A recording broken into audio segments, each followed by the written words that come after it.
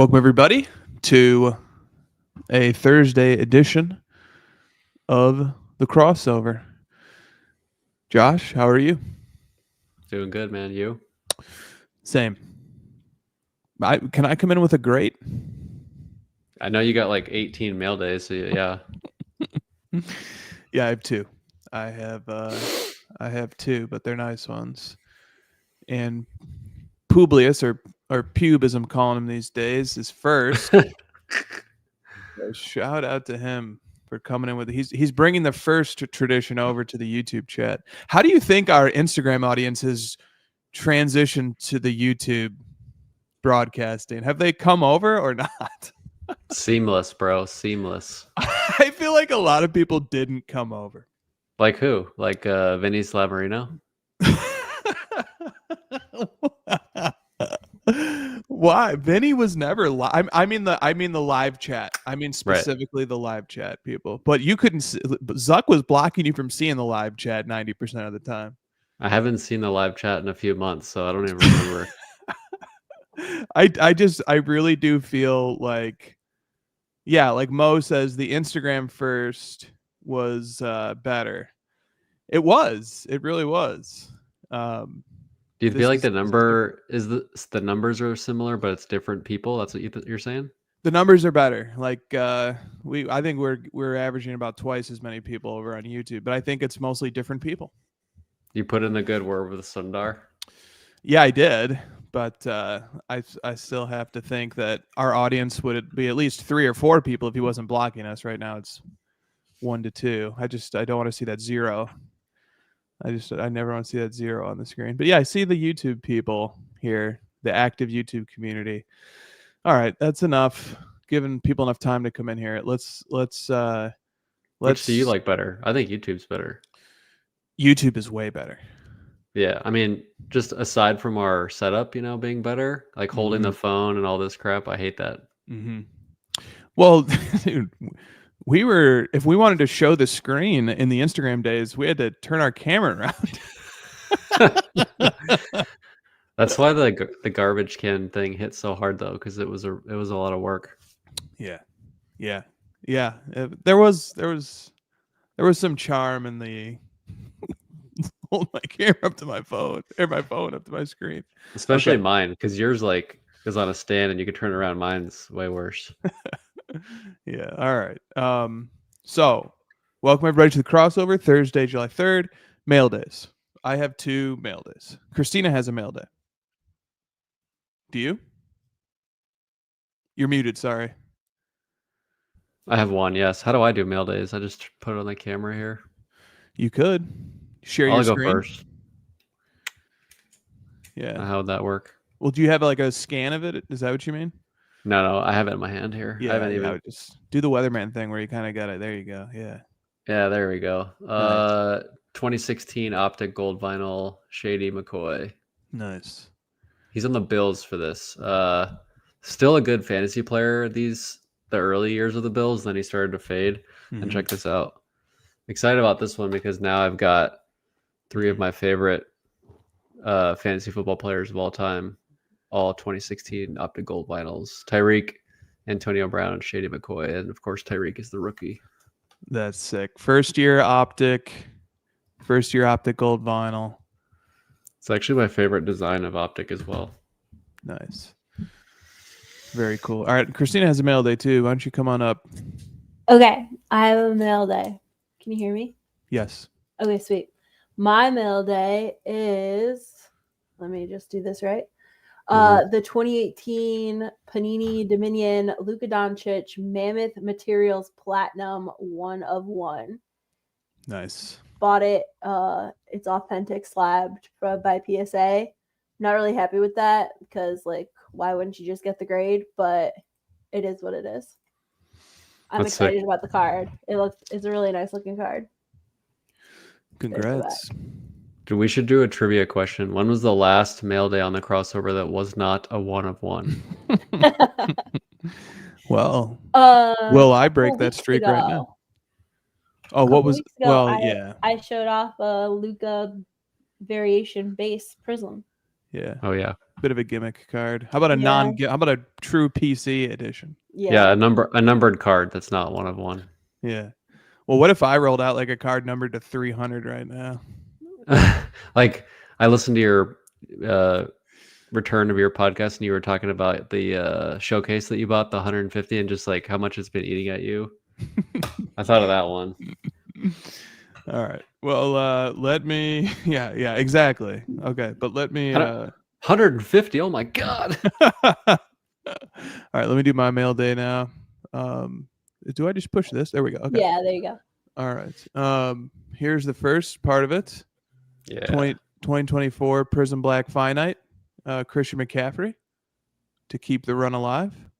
All 8 Prism Black Finite McCaffreys are together as the hobby gods intended. And then we have a different 2024 Prism, this time basketball. 2024 Prism Black, Nikola Jokic, 1 of 1. And I would like to thank Robert for helping me get the McCaffrey, and Card Collector 291 for selling me the Jokic. So there we go. How do you like 2024 Prism? I like it a lot. Might even, at least as far as these 2 cards go, they could have picked a better photo of Jokic, but design wise, I think it's one of the better Prism years. I think it's one of the better ones. So Publius says, "Thanks for fleecing me." Yeah, that would be a great episode title, because there was a fleece. Okay. So Tampa Home Investors asks how many 1 of 1s are in the Luca PC, and I believe this is the 10th if we are counting 2019 and 2020 as well. Nice. All right, let's get to topics, because let me say this. People were prolific with their question submissions this week. And I mean, there's just, do you see how many there are here as I scroll? And not only are there a lot of questions, but a couple good themes. Yeah, and we got some themes. But there were a lot of questions, and the questions some of them are wordy too. So I'll try to get us quickly to touch on as many of them as we can, but maybe some bleed over into next week, or really just fall into the question vortex. Dude, warm us up with the WNBA. I'm ready for that one. Yep, that's what we're gonna start with, the WNBA rookie royalty product. So let me just kind of explain it briefly before we talk about it. So it's Panini released a product called 2024 Panini Rookie Royalty WNBA, which takes high-powered stars Caitlin Clark and Angel Reese and puts them on some of the highest-powered brands in the Panini stable of products. I'm reading this from Beckett's checklist overview. The multi-set release has a heavy focus on Clark and Reese, but 10 other WNBA stars can be found on Downtown or Kaboom. And then the method of release was a reverse Dutch auction that started at $30,000, but I believe it came all the way down to $3,000, and that was the lowest that they were going to let it get. And then they sold out apparently at $3,000. So, and I believe they're selling for much more on the secondary market, which always happens. So, and I noticed some content creators had observed that most of these were purchased by breakers who now are like rapidly breaking this product. And the product's configuration is 2 cards per pack, 1 pack per box. So basically, you're paying if you got into the lowest price, you're paying $3,000 for 2 cards. And one of them's probably Angel Reese. Yeah. Neo puts in quotes sold out, right? Exactly. We have no way of knowing when that bottom price was hit, how many remained, and might have been quietly sold. I don't know. I don't know how that operation works. Do we have any idea how many boxes there were? Just I wonder if you could figure that out by. yeah, because there's like I've seen 99 NT, 99 Immaculate, 49 NT, 49 Immaculate, and then Kaboom Downtown, and there's like Noir. I mean, I would guess at least a few hundred, right? At least I think more. I think comfortably more. It something that that I thought about as I was reading about this is this Panini's version of a repack? Yeah, especially with the Dutch auction, like they for sure were like, we don't know how much this is going to be worth. Let's just do a Dutch auction at 30,000 and see what happens, and print a bunch of these, and it's like Chronicles mixed with repacks. Yeah. Yeah. I you know what? Would you mind bringing here, or maybe I can do it. I've got pictures in eBay if you want, or what do you want? I want to look at the checklist really yeah, quick. I can find that. Yeah, grab Beckett's version of the checklist for me. Yeah. And then on Beckett's checklist, if you when you scroll down to the area that has the cards, yep, the lists of cards, there's an option where you can click full checklist. It's the furthest right tab. I got it up. Okay, now let me bring you on. Oh, sorry, there we go. Thank you, Christina. Yep. Okay, so yeah, I just want to look at this for a second because yeah. So let's just like do a little scroll of all the products or all the different brands that are inside this product. There's Contenders Rookie Season Ticket Autograph, which is just Clark and Reese. There's Contenders Rookie Season Ticket Autograph Variation. Look at the top here. Yeah. So the top says in a box you get a Caitlin Clark or Angel Reese autograph, and then the other card is a Downtown or Kaboom, and it's not just those two players. Yep. Okay. Yep. So you have the two Contenders. You have Don Russ Next Day autographs, Elite Pen Pals, Regal Achievements signatures, Sneaker Spotlight signatures, oof, Spotlight signatures vertical, Flawless Rookie Patch autographs. We could just figure this out right now because we know you get one auto per box, so we know it's these times. It's everything in the memorabilia autograph section times 2. Yep. I think Breakers HQ in the comments said roughly 1,700 boxes. So somebody may have done that math. Okay. Then you also have Flawless WNBA logo autographs, Immaculate All-Star Lineage, Immaculate Rookie Patch autographs, Immaculate WNBA logo autograph, NT Rookie All-Star Patch autographs, NT Rookie Patch autographs, NT Rookie Patch autographs, WNBA logo, and then Downtown, a 12-card Downtown set that has 2 Clark and 2 Reese cards, and then Kaboom, a 12-card Kaboom set as well. So there's what, maybe half a dozen brands were placed into this product.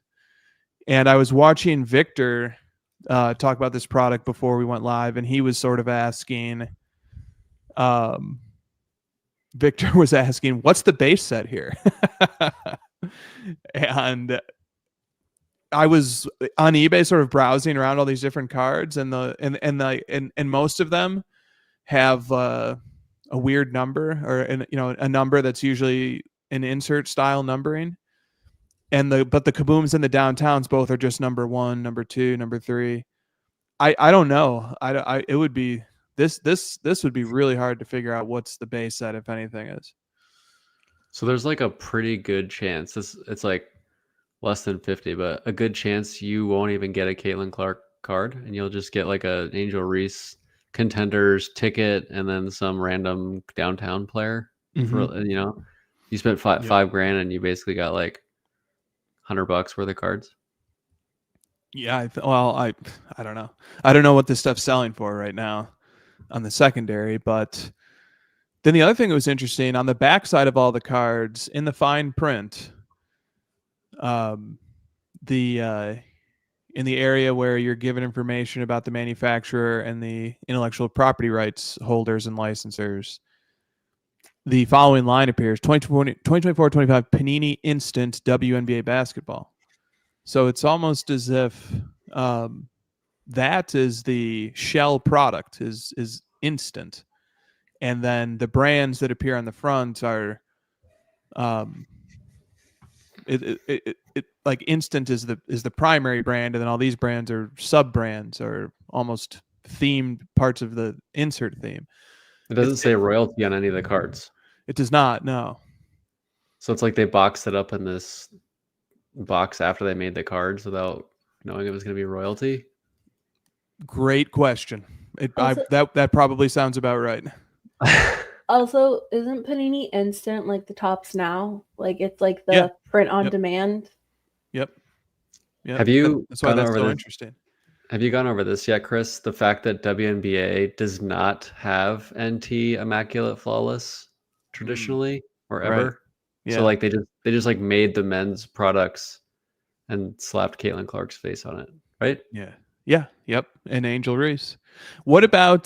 Do you think that the inclusion of Angel Reese is a byproduct of the fact that there were several there was at least one Caitlin Clark only product, and people sort of said this is a bit of a gimmick product. So then they said, well, then we'll put two players in here. It kind of reminds me of that Wembanyama product, Dynasty or whatever, right? Mm-hmm. That's kind of what you're saying. Yeah, but to avoid, this being pigeonholed as a single player thing, like they said, well, no, actually, we'll bring doubled it. Reese. Yeah. I mean, we're not stupid though. It's just about Clark. Yeah. Like, look, dude, here's an immaculate listing. And $50, whatever. I don't know anything about the values of these, but every time I see a Clark one of these auctions, they're in the thousands like immediately, and Reese is at $50. Mm-hmm. Yeah, one thing I think about is if I'm a WNBA card collector and I start collecting WNBA in like 2 or 3 years from now, and I see one of these immaculate RPAs of Angel Reese and Caitlin Clark, but my PC player is Nafisa Collier or Asia Wilson or something, and I'm like, oh, cool, there was a patch autograph product from Immaculate. Let me go find one of my PC player, and then there won't be one because the product was limited to two players for everything except for the Kaboom and the Downtown. Well, it's not even a real product. This is the part I'm really struggling with. Like, the box that it was distributed in does not match the product inside, and the product inside isn't traditionally a product for WNBA. Yeah. Like, these are like custom cards. It's really bizarre. It's really Look at this shit, dude. $8,000 for a base Kaboom. Come on. This is ridiculous. Well, and then like if you're let's say you're a Caitlin Clark collector and it's 5 years from now, or an Angel Reese collector, and they've won a championship and they're building their mythology, and you come across one of these cards and you're like, I would love to go, like, what is this? What's this Clark Immaculate RPA? Let me look this up. Like, and the only way you're going to find out what this card is you have to know that it came from Instant WNBA, and that it's actually an insert set within that product, but the product wasn't called Instant. It was called Rookie Royalty. And then you'll probably be a little disappointed to find out that this isn't a true set featuring a player from every team or even anything close to that. This is just a 2-player set.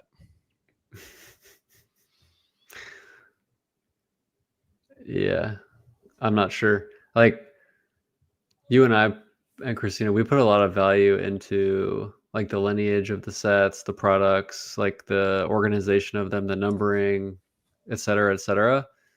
And I've been worried about Fanatics doing this, where they just sort of make these like one-off, hey, we'll just sell direct, one-of-one cards that we make or whatever.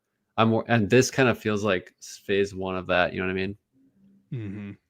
And this, I know this is Panini, but like Panini's just kind of like, we're almost done. Let's just make these cards and whatever. But they're not. They have the WNBA license, as far as I know. Really? Yeah. Well, then this feels like a Clark is a rookie only once thing. Yeah. This is almost an attempt to see, do people care if we build entire base sets and stuff, or should we just stick to? But even then, it's so risky, right? Like I have to. I don't know anything about the WNBA, but I have to assume there were other potential rookies from the 2024 class who could become breakout stars. And what if one of them does end up becoming a star? And then where's their immaculate RPA? Where's their flawless RPA? Where's their NT RPA? Right. And really, none of these are RPAs if we want to be super technical about it. But Well, is there anything different on the back of the memorabilia autograph ones, or is it the same as these Kaboom ones? Let me find one. So I'm also confused. Is it like last year's product? Because they're already in this year's WNBA as well. Like, so Caitlin Clark is no longer a rookie. But they are branded with the rookie card logo, and the associated season on the backside is 2024-25. So what's the copyright date? It has to be 2025. Yeah. Did you want to read the memorabilia back or see if you see anything different? Yeah. So was it the enclosed officially licensed material is not associated with any specific player, game, or event. The autograph is guaranteed.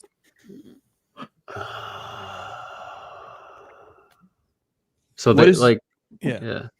What do you think this means for the other WNBA products that were more of a traditional release? Select, Origins, Prism. What do you mean?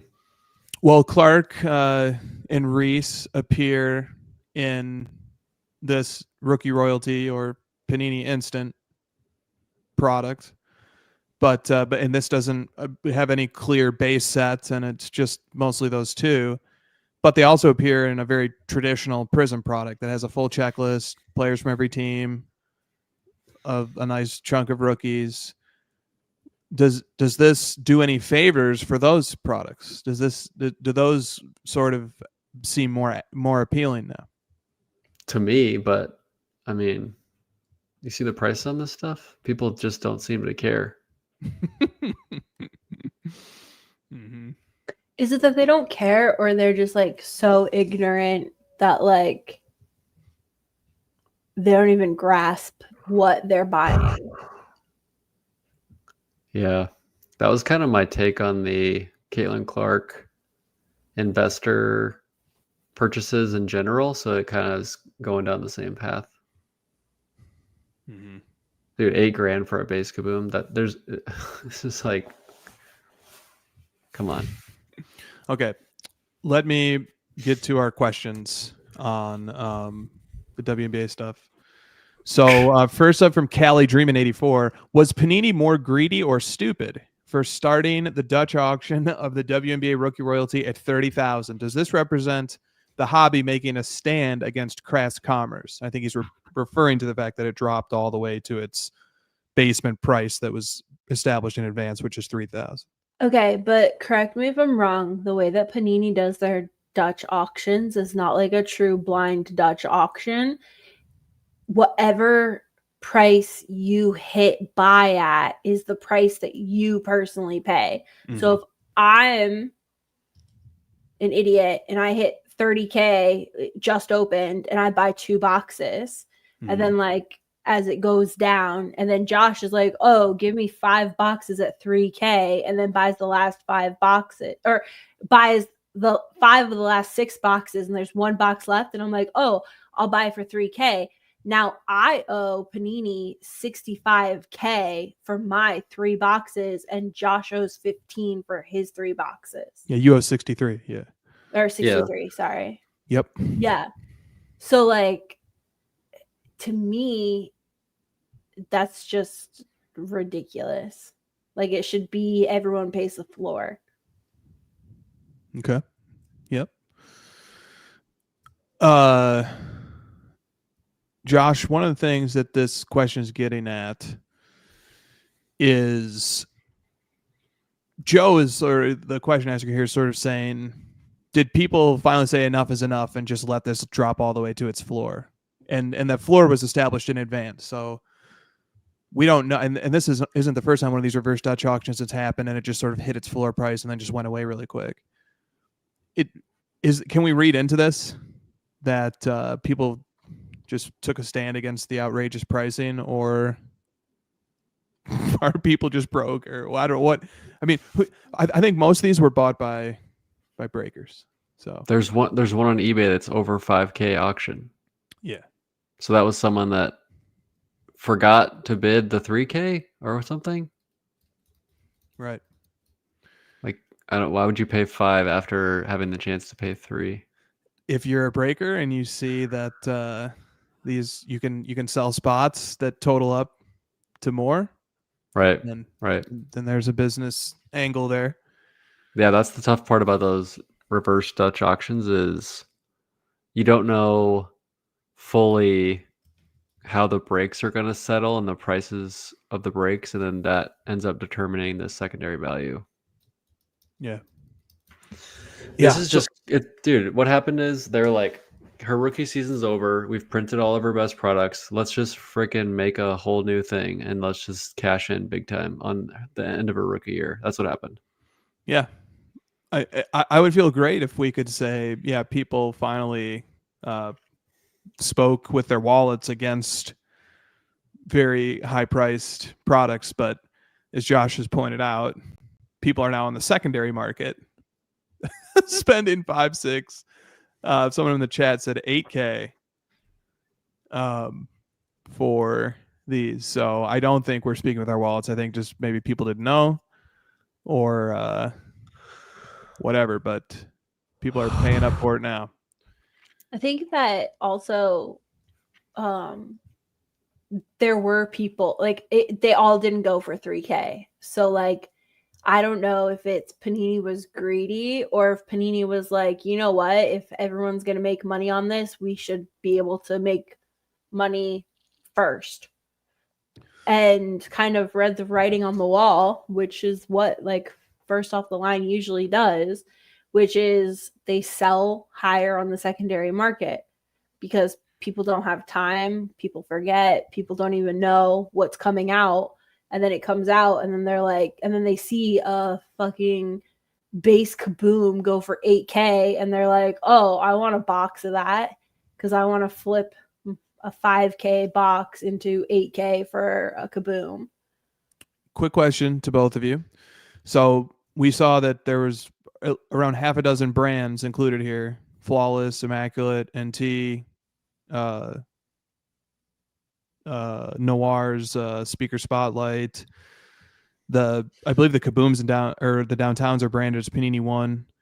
Would Panini have done better financially if they had made full products of let's call it 6, 7, 8 of the different high end brands that are in here? Would they have done better if they had made separate products?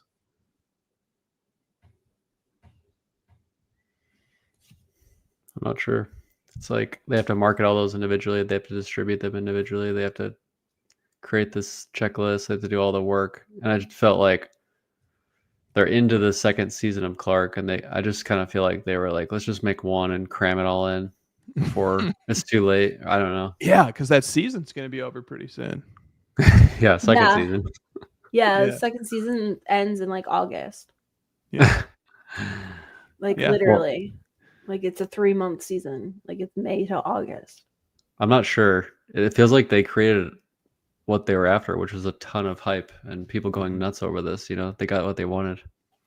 Well, I think manufacturers in the space have been trying to solve this problem for years, which is how do the resellers immediately make 2, 3x what the clearing price was when we just sold it 2 or 3 days ago? Like, how is these boxes going for 8K when it hit the floor of 3K on our reverse Dutch auction a few days ago? All right. I would just like to reiterate that what bothers me the most about this product is that they're calling it a Caitlin Clark rookie product when the second season has already started. Mm-hmm. And like 2025 copyright date, like it's not like NBA or hockey where like the season years go into the other year. Like Right. it's very much the 2024 season was her rookie year. We are now in the year of 2025 and she's in her second year. Like Yeah. Paige Beckers is a rookie. Caitlin Clark is not. Like it's not that difficult. And Good point. that to me concerns me that like we could just as a manufacturer throw a rookie patch or a rookie badge on a card and be like, yeah, no, this is a rookie year now, even though it's a year late. And she's in her second season actively. Yeah, I think these are excellent concerns that manufacturers should really take seriously, because the legitimacy of these releases isn't invincible. Like I think we'd have a really big problem if we started seeing copyright of 2026 and there's still rookie branded cards releasing, and we don't have the pandemic excuse anymore. We don't have the delays in supply chain excuse anymore. So, all right, next question from Not Fast One.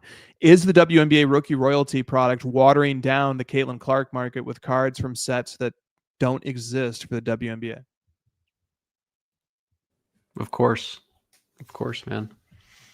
This is watering down a lot. I mean, we're kind of dancing around it, but this product fucking sucks. This is terrible. This is like terrible precedent for the hobby. I think this is really bad. And people are just going to get absolutely crushed on this stuff. Crushed. $8,000 for Kaboom, $8,000 for these box. People are going to get clobbered in these breaks. Why do you hate this product? Why do I hate this product? Or why do you think it sucks? What Christina said is bad. Like the rookie year thing is really bad. My biggest beef with it is the like custom feel of it with the products that don't exist, which is what this question gets at. Like Kaboom and Downtown and National Treasures, those don't exist for WNBA. So these feel like just fake cards to me. Yeah. Like you said, we're gonna 5 years from now, someone's gonna be like, "Where's the Paige Beckers Kaboom?" Yeah, whatever. from 2025. Like it doesn't even exist because they only made it that 1 year for Clark in that weird box. And even though the back said instant, it's like none of it makes sense. I would have respected it more if it was Chronicles. Like, why didn't they just release this as Chronicles? What's the difference? It's a established brand, and then it would have said Chronicles and like had like a like the base set. Like the fact that it doesn't have a base set is also alarming to me. What is the base set? I don't know that there is one, and I think that is a problem for this product, that it doesn't have a base set. I think that's tricky, or maybe it has. No, I don't know. It really pushes. It really pushes a lot of notions here. But it is similar to Chronicles, just because it's under the brand of Panini Instant. That's what it's branded as. Like this, and then the next topic, I won't tease it yet, but this and the next topic are both circling the drain of the hobby shifting into orienting all of its marketing and push to breaking, repacking, and gambling. That's what's happening. That's what this is. That's what the next topic is. It's either you're in the breaking, repacking, gambling world, or you're collecting, and the two are really in battle with each other. They're very different. They're at polar opposites. Yeah, they are. I just want to reiterate one thing. Like, as a hobby, as like an industry, I think that there is a way that manufacturers have historically put together card sets, and there have been norms and rules that they have followed, including rookie years are for rookie year. Like, I think Chris has brought this up before in another in another episode, where he's like, what's to stop Topps from being like, oh, Larry Bird and Magic Johnson didn't actually have rookie cards. Let's just make a rookie card for them and call it like their rookie card in 2025. That's what Panini is literally doing right now. like it's closer. So they're like, oh, we can get away with it still. But the fact of the matter is, this is no longer Angel Reese and Caitlin Clark's rookie year. Yeah. Yeah. The excesses of overproduction are an ever-present concern. And it keeps rearing its head because you can look back at the Ken Griffey Upper Deck rookie fiasco, in which it is alleged that they were just continuing to print them to demand, or even in excess of demand, and in multiple releases over time. And the only safeguard is that collectors have some sort of rules or boundaries, and that they enforce them. That's the. But we don't. We let DECA come in. We don't enforce them. We as a community let DECA happen, dude. And like you and me enforce them, and we like get angry about it. But then DECA outsells the regular base because it looks like 2012, and someone writes some stupid story post about like aesthetics of art or something like that. And it's like, hey. That's what's happening this week. It's like, oh, I don't know what I'm talking about because I don't understand aesthetics. Like, yeah, but I understand history and cards. Like, yeah, I don't want to like just completely say manufacturers can't experiment, try new things. There's a chorus of people that hasn't been so loud lately, but I remember a few years ago it was very loud that, we want more innovation, innovate in cards and stuff. Well, this is a form of innovation. This is a form of a manufacturer trying something new. So I don't want to just say like, well, every set has to be exactly the same. Every set has to have one base set, 3 insert sets, 2 parallels. It's fine if manufacturers experiment, but we, at the end of the day, we're not going to like everything. And well, I certainly see some pushback. Are you, Chris, more disappointed in the manufacturer or the community in this instance of WNBA? I don't know. I was concerned about the postseason, post rookie year Clark releases when it became obvious during the season last year that all the products were going to come out after the season. That was already starting to concern me. And now we're halfway through the second season and we're still getting pushed out releases from the prior season. And a line needs to be drawn there because, as Christina pointed out, it's the slippery slope quickly becomes a reality where, okay, so they can make Caitlin Clark rookies in 2025. Well, can they keep branding Caitlin Clark cards as rookie cards in 2026? They're going to try. What about 2027? What about 2028? And then we're going to look back and say we should have drawn the line where it logically should reside, which is at the rookie season. Copyright. Yeah. That copyright is a really nice heuristic, especially for something like WNBA, which is really clear. Where for WNBA, you like Christina pointed out, their season is completely contained within 1 year, the year of 2024. Yeah. Yeah. So something to think about, something for collectors to think about. All right. Last question here on this from Black Griffin. Panini's release of WNBA Rookie Royalty, a set consisting almost entirely of only Clark and Reese, except the Kabooms and Downtowns, which have other rookies from the 24 season. This is a Panini instant release that hijacks many of their most desirable brands.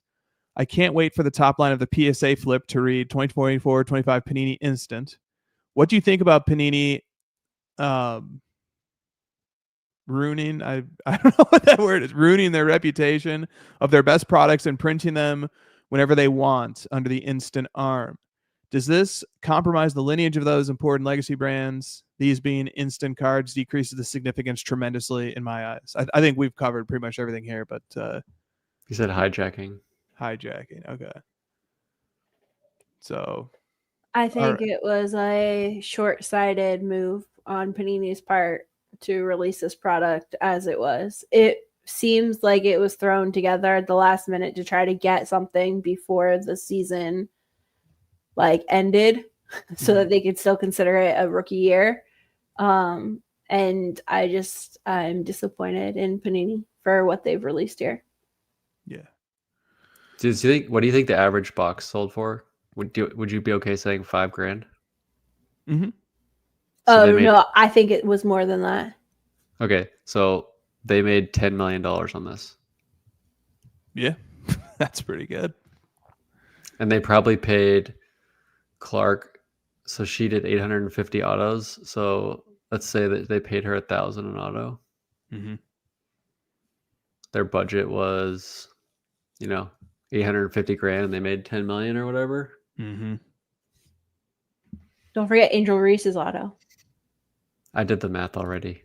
She added $10 an auto. Did you want to talk about Clark's on-court performance relative to this stuff, or no? Sure. Well, I don't want to steal your thunder. You pointed it out before I did. I went in and did the search after you did. Yeah, just Clark obviously has had some injuries this season, and she's been playing through injuries. And they just won the Commissioner's Cup, I think, which is nice. Mm-hmm. That's their in-season tournament, roughly. Yeah. Yep. But I mean, I don't watch many WNBA games, but I can read a list. And whether it's and Basketball Reference's offering of advanced statistics for WNBA is more limited.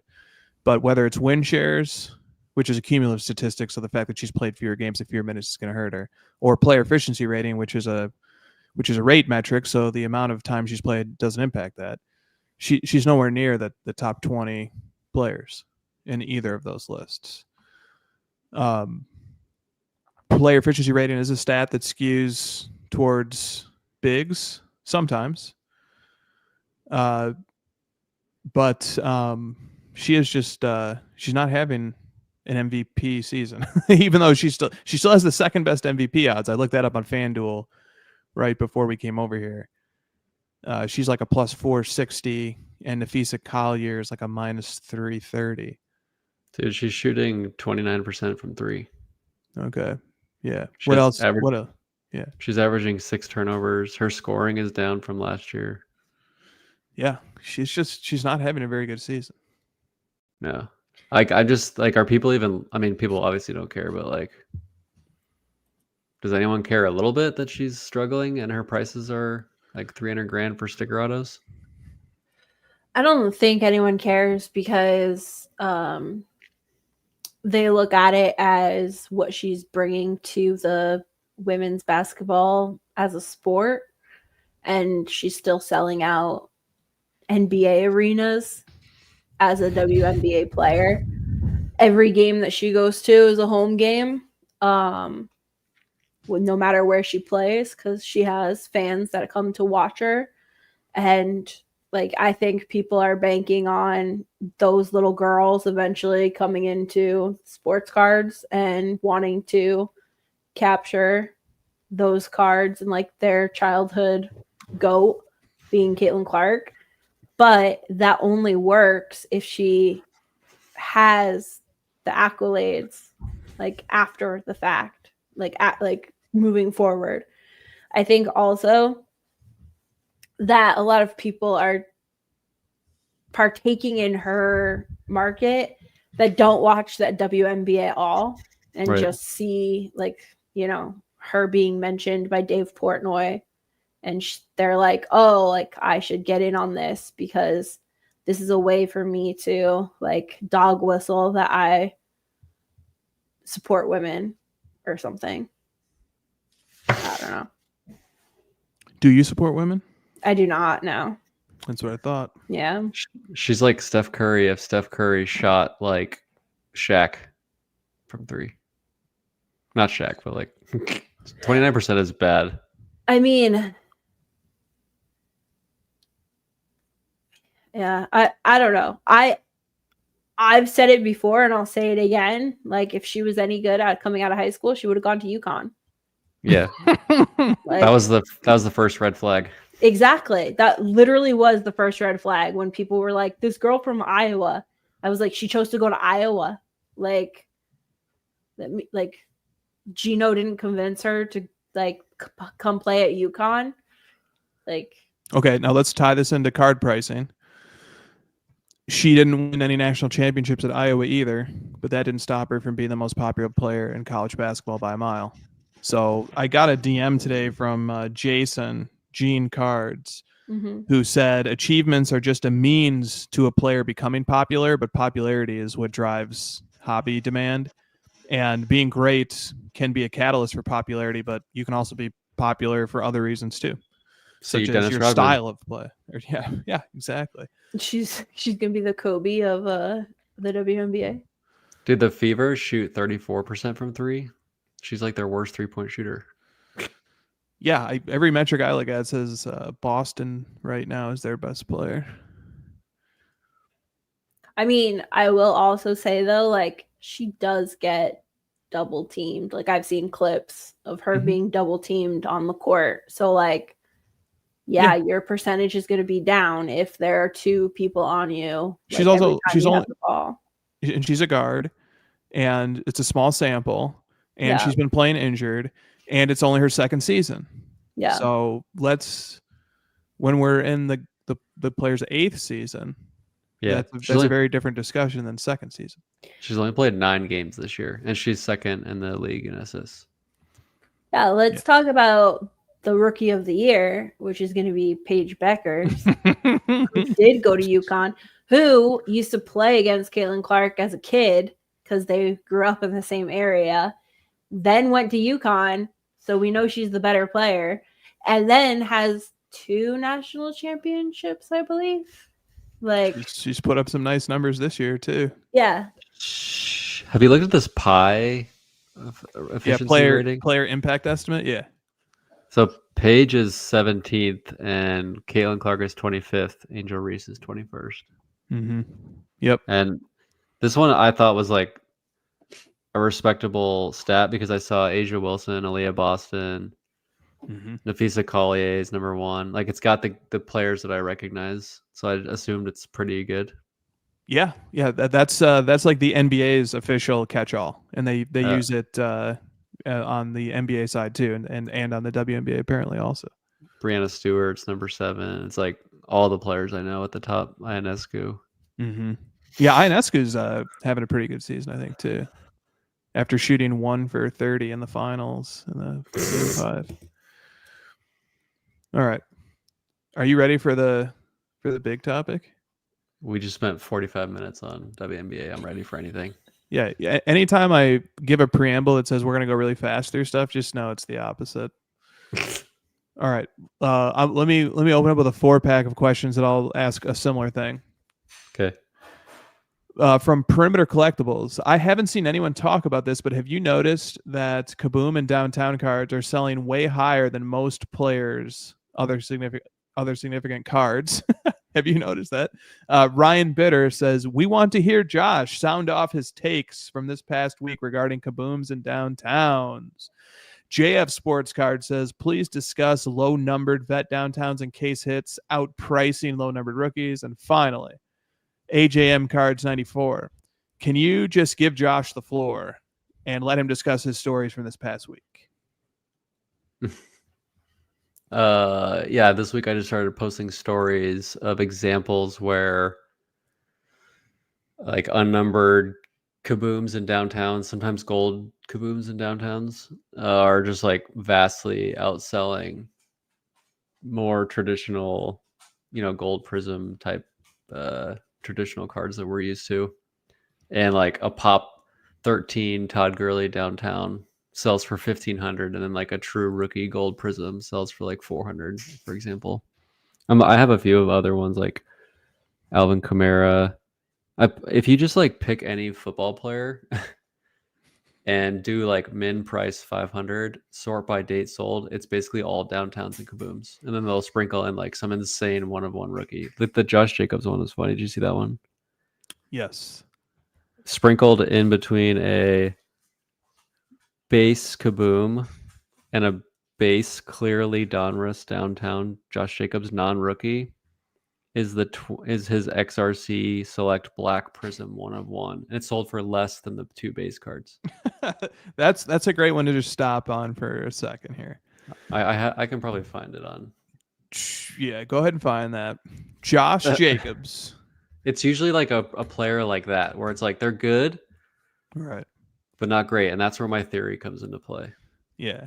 Josh Jacobs, running back of the Packers, right? He's on the Packers now. Yeah. There it is. Okay, let me bring your screen up here.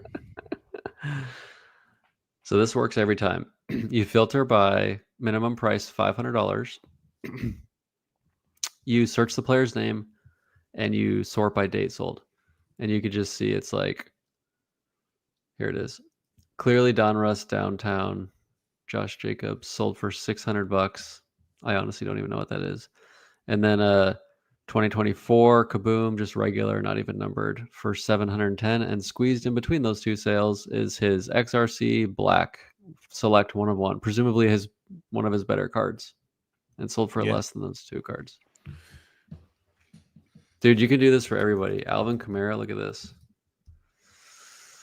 If you look Alvin Kamara, it's downtown, color blast, Kaboom gold, downtown, Kaboom, downtown. What's his there's like? a Prism Deca Black sold for less than all the Kabooms. How do you must really be in a pretzel trying to triangulate Deca, Kaboom, and downtown prices?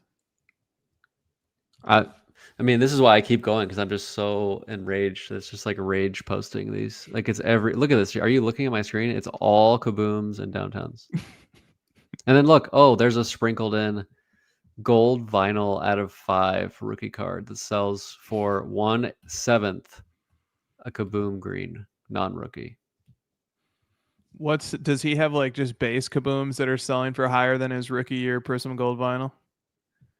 He's got a gold Kaboom out of 10 that's sold for more than 2x the gold vinyl. But yeah, look right below it. Optic Downtown, Kamara, PSA 10, Pop 20. Not a rookie year card. Not a rookie, 2019 for $1,000. Mm-hmm. And then his. So what? Wait, so I guess here's my question. His Prism vinyl out of 5. This is a good one. Prism Gold vinyl out of 5 from 2017 rookie year card with the rookie badge. The second rarest parallel from that year, trailing only the Black Finite. And the question is, if I'm walking by a dealer's table and I'm a big Kamara collector and I have $750 or whatever burning a hole in my pocket, am I going to buy the PSA 10 downtown, which the title says Pop 20, now 22? Yeah. Or am I going to buy the Prism Gold vinyl out of 5 rookie year in a PSA 8? And I would want to study the brain of the person who picks the downtown. Well, I can explain it. This is my theory, and it's rock solid. The reason it's like you will not see what I just did for Mahomes, Josh Allen, Lamar Jackson. You won't see it. And the reason is the repackers are coming in and looking for $1,000 cards to fill into their repacks. Right? So they sell the pack for $500 or whatever a piece. I don't know how it works exactly, but let's say they sell it for $500 a piece, and they need a few $1,000 cards for people to actually like get the hits and make the money. And the easiest place for them to source those hits to fill in the winning packs is from just like high print insert case hits, where they know they're going to get them from the breakers pretty readily and easily. Like it's pretty hard to track down a Alvin Kamara 2017 rookie Prism gold vinyl out of 5, but it's easy for them to get a Pop 22 downtown Kamara non-rookie, and so they're just like buying those cards at those floors. They're just like keeping the floor at those prices because they just keep buying them for volume for these repacks, and that's what's happening. And they're just picking out all these different random players that have like decent sized names. Alvin Kamara, Josh Jacobs, AJ Brown. Look at AJ Brown, dude. His is like literally all just the same card. It's like this stupid downtown duel with Jalen Hurts, and like literally every sale is just this. And you might say, oh, well, people are getting it for the Jalen Hurts for the repacks or whatever. But who traditionally, like, duels like this are just not, people don't care about this stuff. Especially when it looks like ChatGPT designed it. They look every single sale, like literally every sale. Yeah. Is that one card? That card, that card looks like it should be sitting in a $1 box at the singles club. And well, there's hundreds of them. They sell every day. Like, it's not a rare card. You asked me about Michael Vick. What? I don't even know which one's the most egregious, but the one someone sent me this one. I can't remember who it is, so sorry for not giving credit. But I didn't find this. It was like a Reggie Wayne. Did I show you this one? I don't know. I don't think I've seen the Reggie Wayne case study yet. I'm not going to be able to find it now, but there was like a Reggie Wayne Superfractor from like 2014 Topps Chrome. No, it wasn't Reggie Wayne. It was I thought it was Reggie Wayne. It was Reggie Wayne or a player like that. Like, one of his Superfractors from a playing year sold for less than a Downtown Black Pandora out of 25 from a non-playing years. It was like the most insane comparison. Like, it's not even close. Like you said, you want to study their brain. It's insane. Yeah, and so going with your theory, it does. It's not out of the question that dealers, flippers, entrepreneurs in the space would seek out and try to buy these cards, knowing that they have another buyer that they can turn around and sell them to, which are the repackers. Here it is. See this Reggie Wayne Superfractor, $1,000? Yep. Like a base Topps Chrome Superfractor from his playing days versus a 2023 Optic Super Bowl SSP Downtown Black Pandora out of 25. It's not even a PSA 10. Sold for $1,150. Yeah. I don't know. What do you think? I've been ripping and ranting on it for a week. I haven't really.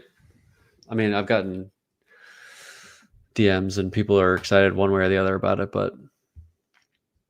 Well, I just think it's data. And I think that that it merits an explanation. I think you've given a good one. But we are in a hobby, but also in a world where taste and preference and consumer opinions are subjective. And quite frankly, if people want to leave the Reggie Wayne Superfractor to me and they want the Downtown Black Pandora, knock yourself out. Yeah, that's like one of the main pushbacks I've gotten is that Kabooms and Downtowns are better looking cards and they're the next PMGs. Good. That gives. Yeah. Sorry. Go ahead. Yeah. No, I kind of want to hear your reaction first. Well, that gives me something to chew on a little bit. Okay. Because yeah. No, go ahead. Well, because once, like, if people are saying without, if people say, I just love these so much that I'll spend $1,000 on this Black Pandora because it's so beautiful, fine. That's their opinion. That's their taste. That's their money. But if they start floating arguments to the effect of these are the next PMGs, well, now we have something that we can start analyzing outside of what's subjective. We can actually say how comparable actually are these to PMGs. And so, Josh, I know that you made this point because I was listening to one of Cage's 5-minute dailies, and he was highlighting some of the points that you're making. And he said that you and he had a discussion, and you pointed out to him that PMGs are based at parallels. And that's an immediate line of demarcation between PMGs and the Downtowns and the Kabooms. Downtowns and Kabooms are inserts. And so the comparison to a PMG is the Prism Gold. Right. especially to the PMG green. But even then, the Prism Gold is very difficult to compare to the PMG green because the 90s had just one PMG green. Right. And in basketball it was numbered to 10, and in football it was numbered to 15, and then it stopped. So I think the real comparison to the PMG green is the Prism Black, which, over the course of let's take one of my PC players, Jokic. He now has 10 playing years Prism Black 1-of-1s. Right. And if he was, and then compare that to Tim Duncan. Tim Duncan has 10 playing years PMG greens. Well, he may have appeared in the 07, or there was like a late aughts sort of PMG green rehash. But in terms of what we understand as the PMG green from Skybox International Metal Universe, numbered to 10 with the big shiny surface, those have just the 10 in basketball, and that are fully licensed. And so you have those 10, and so that's the comparison there. Is Jokic has 10 Prism Black 1-of-1s. Granted, some are better than others. One is a rookie year. And then Duncan has the 10 PMG greens. And that's the comparison. So even then, I think the Prism Gold comparison falls short because Jokic has 100 Prism Golds. If he has 10 years of those, he has 100 Prism Golds. Those compare better to PMG Red out of 90. But those are lining up better because those are base set comparisons. But even then, the number of products that we have during this era, and then the number of different inserts that are within those products from this era, and comparing that to the 90s, in particular, this is the era of the PMGs, and sort of the PMGs have a place in the hierarchy relative to all the other things that were issued during the 90s, and the number of offerings is, in terms of numbered cards, is much smaller from the 90s than what it is today. So, you look at that has to be part of the comparison as well, is that in order for something to be the next PMG, it needs to come from a smaller menu for it to take up the space that the PMG takes up, or it needs to come from a smaller print run. So when it starts getting compared to the PMGs, and you have to look at sort of what's the impetus behind why the PMGs are so popular, and it's partially because people like to build them as a set. And I don't know if people are building Kabooms as sets. Are there Kaboom set builders out there? I don't know. I do know they exist for the PMGs though. All right, Josh, what do you say about some of that? The other counter I've heard is like the PMGs weren't super popular for a while. It took a few years for it to settle, and who am I to decide what the tastes will be 10 years from now? Something to that effect of like, why do I get to decide it's Prism Gold? And I'm not even saying that. I'm not even saying like I think Prism Gold is the next PMG or whatever that sort of lazy comparison is. I'm simply pointing out the fundamentals of like a base set parallel and the rarity of it compared to like a generic insert with Pop 30. That I'm just stopping there. Like I don't even like the fundamentals of like a rookie Prism, like premium brand out of 5 compared to a card that's not even numbered from a 5th year. Like these are like really simple comparisons with old school rules. So yeah, the comparison always like gets my radar activated because I've never felt the need to justify my appreciation for, let's say, the Optic Gold Vinyl 1-of-1. I've never come out and said, well, look, this could be the next Gem Masters 1-of-1. So that's why I like it. The card stands alone as on its own. It's the Optic Gold Vinyl 1-of-1, and I like it because of that. It's not because I'm anticipating that maybe it'll become a Gem Masters 1-of-1 or something like that. Tony's making the point. Look, his 16-year-old really likes the cartoonish look of the Kaboom, right? And I can't criticize that. That's a subjective opinion, and everybody has their subjective opinion. This hobby market is full of people having subjective opinions, and however people want to buy or spend their money, fine by me, and I'll do the same. But where I can start, the singles club is in the chat. That's awesome. Wherever I do start to where I can start to comment is when people start making comparisons by, like, for example, the comparison to the PMGs. That's where we can start to chime in and say this has gone away from being just subjective opinions to actually doing some comparative analysis. And then at that point, everybody can weigh in and say, well, are these actually like PMGs? And there's a lot of reasons why they're not. Well, I still want to go at these are better looking cards. You don't know what you're talking about, etc. Like these are going to be better. Kids like them better. Because I did a poll, 3 polls, and here are the results. People are lying to me. The poll. The Love poll. the Instagram poll. Well, I'm told the Kaboom and Downtown are better than the Gold Prism. But I did a poll and I asked, which card do you prefer? The Gold Prism out of 10, the Kaboom Gold. I'm playing fair. I could have been like, what's the true Gold Prism out of 10 versus the Kaboom base? Because that's this comp price wise. I could have done that. But I said, no, I'll give you the gold to the gold to gold. And 80% said true Gold Prism, 16% gold Kaboom, 4% Downtown. So are we sure we like the cartoon drawings better? Because that's not what your vote says. I gotta ask, what's your sample size?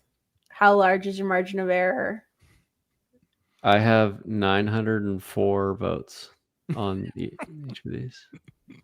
Okay, That's but pretty big. it's your followers. Like, Right, sure. now, right. if TJ's, Right. if And Josh is Tony's, the name of everybody who voted against him. well, no, I'm sure he did. Like if Tony's 16-year-old posted Right. that poll though, like what would the results be comparatively though? Like, right? Because obviously, like, you'd have other 16-year-olds voting in that in a larger portion than what your normal follower average age is. Right. Yeah. So I can't make it completely fair. You're right. But I thought the blowout nature of the vote would sway in my favor. 87% for the Black Finite over the Kaboom Green and the Optic Downtown Vinyl. What were you expecting, given that people had been messaging you and making Based their on like defenses? Right. Based on like the rage which I was subjected to, I expected it to be like true gold 50% and the other two kind of spread out. That's kind of what I was expecting. Yeah, but it was more lopsided than that, was it not? It was very lopsided. Okay. I don't necessarily, I'm not like sitting here saying I'm right, I'll just buy gold prisms, you guys are idiots. That's not really the stance I want to take. It's probably more like you said, sure, knock yourself out. I'll just, I have my taste, you have yours, go our separate ways. It's fine. It's sorry. It's just more like I feel with the last topic in this one that we're just like, as a community, putting way too much stock into the gambling aspect, and I'm not sure it matters. Maybe it doesn't. Maybe we like, collectors stay in our lane and flippers stay in theirs. I just feel like we're paying a hefty premium as collectors to fight against some of this stuff. Yeah, I love that this is sort of a continuation of the discussion of how the live shopping, live breaking impact of cards is having ripple effects and is shaping markets. And then I also think that people just expressing their opinions and their people expressing their own subjective preferences is helpful. It adds to the total of all the opinions that are given. So if you're sort of saying, hey, as a collector, I'm noticing a wild discrepancy in prices here, that doesn't mean everybody has to agree with you. But what if you sort of like raise the issue for somebody who never thought about it that way before? What if there's somebody out there who is really taking a hard look at a Reggie Wayne like 20th year Downtown Black Pandora, and then they're like, wait a minute, this is like, wait, my money could go buy me a plain year's Topps Chrome Super Fractor, and you just opened their mind to something, to thinking about things a little bit differently. That doesn't mean they have to agree with you. Maybe they completely disagree with you, and they say, I'm all about the Black Pandora Downtown of Reggie Wayne. So, but I love people offering their opinions up, right? Because almost every time somebody gives an opinion, it makes me think a little bit differently. Maybe not in the direction that the person offering the opinion is going in, but it certainly gets me thinking. Yeah, there was a few people who messaged me and they're kind of like, I didn't even know this was going on. I just like, if you come into the hobby through the generic means of finding influencers and breaks and stuff like that, you would think that Kabooms and Downtowns were just like the best and only cards for every player, Yeah. But as you dig in, it's like, oh wow, there's like history to this space and there's cards that I've never even seen. And so I would hope that there's some of that education going on with this little rant, but given my style, I'm not sure that came across very well. Oh, it did. It's just that the people who are absorbing, they're not going to be the ones who are DMing you, because why would they? Right. They're the ones. They're in that 80% in the poll. Go ahead, Christina. I just want to also like build upon what Josh just said, and like about how repackers and breakers are focusing on these case hits because they're opening cases. So they hit one like in every 8 of their streams or whatever. And that just goes to show you how unrare they actually are.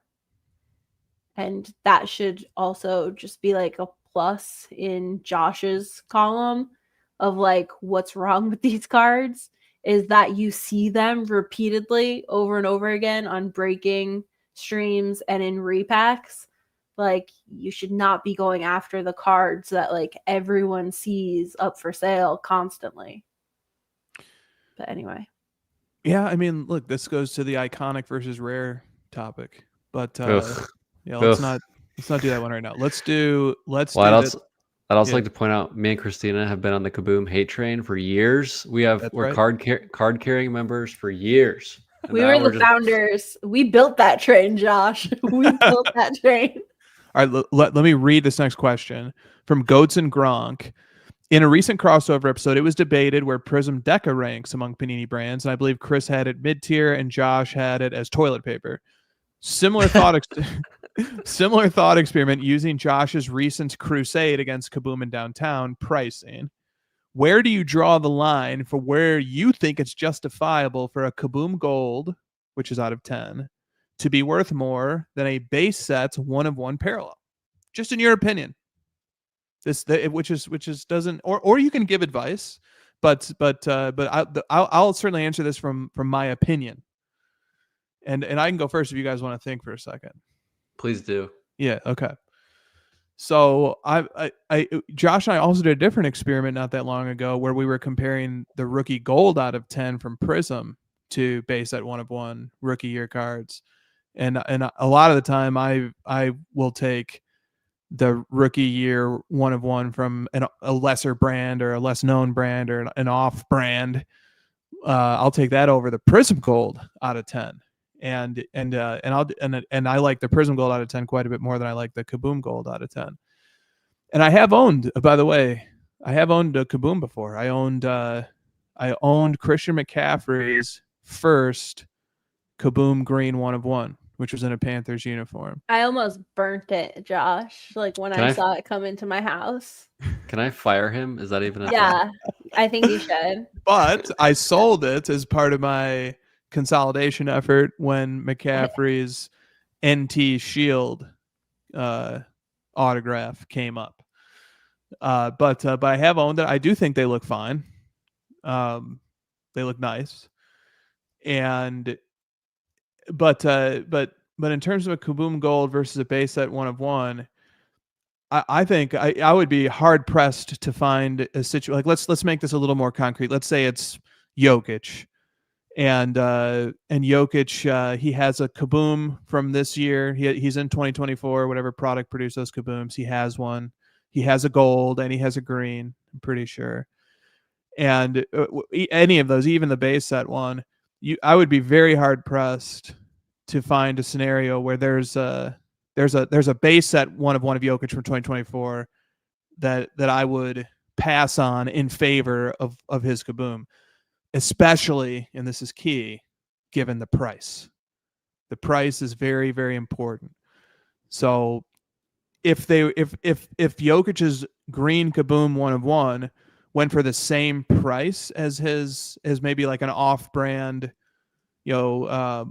base set 1 of 1, then maybe it would be a tougher decision. I'd have to think about it more carefully, but his base set 1 of 1s, I would guess, are probably going for less. Those usually go for maybe $500, $600, $700, somewhere in that range. For the lower brands, I'm guessing his 2024 base Kaboom sells for more. So especially at those prices, there's no chance that I'm taking any of the Kabooms. If I walk up to a dealer's booth and here's his Kaboom for whatever that costs versus here's a base set 1 of 1 from Don Russ from 2024, it won't even be close. What was the Somebody question? else? The question was, where do you draw the line for when you think it's justifiable for a Kaboom Gold to be worth more than a base set 1 of 1 parallel? Never. A Kaboom Gold versus a base set 1 of 1 parallel? Yeah, never. You were even kind enough to go to the green Kaboom in your example. Yeah. Right. Dude, the second highest sale of Alvin Kamara ever is a Kaboom.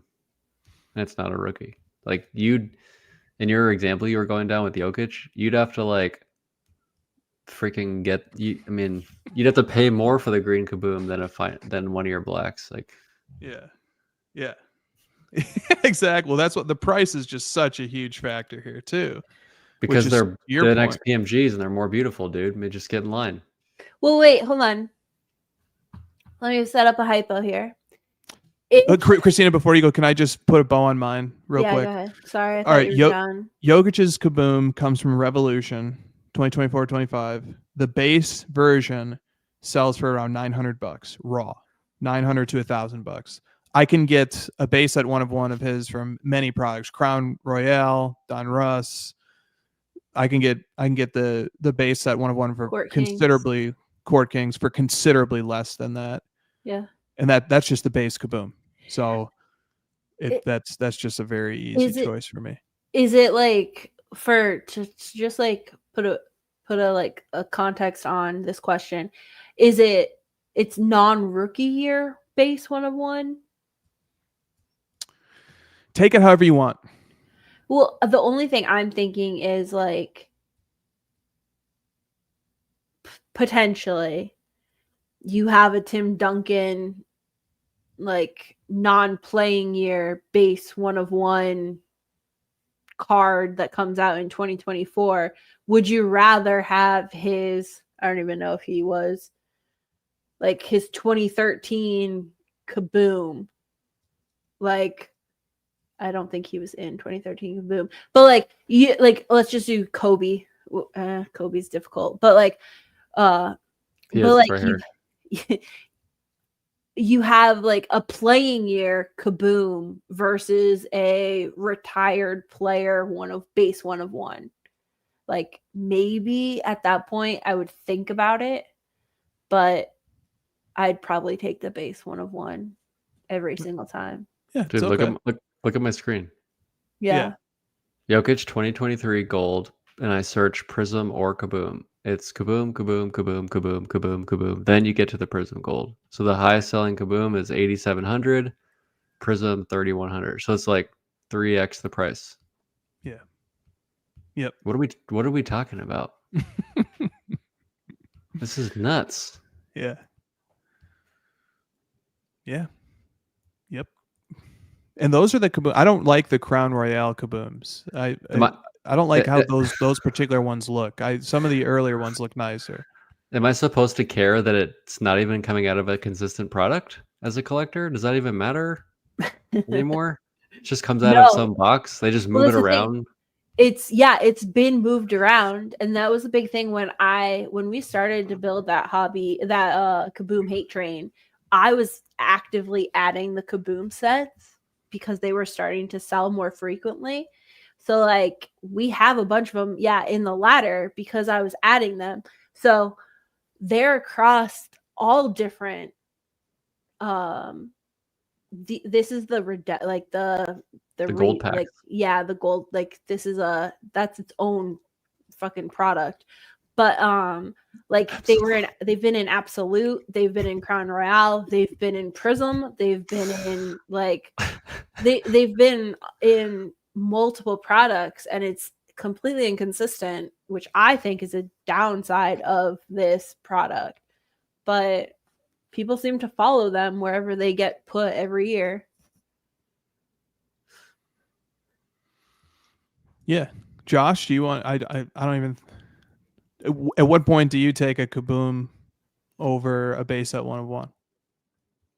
I would rather have, considering price, like literally any 1 of 1. Yeah.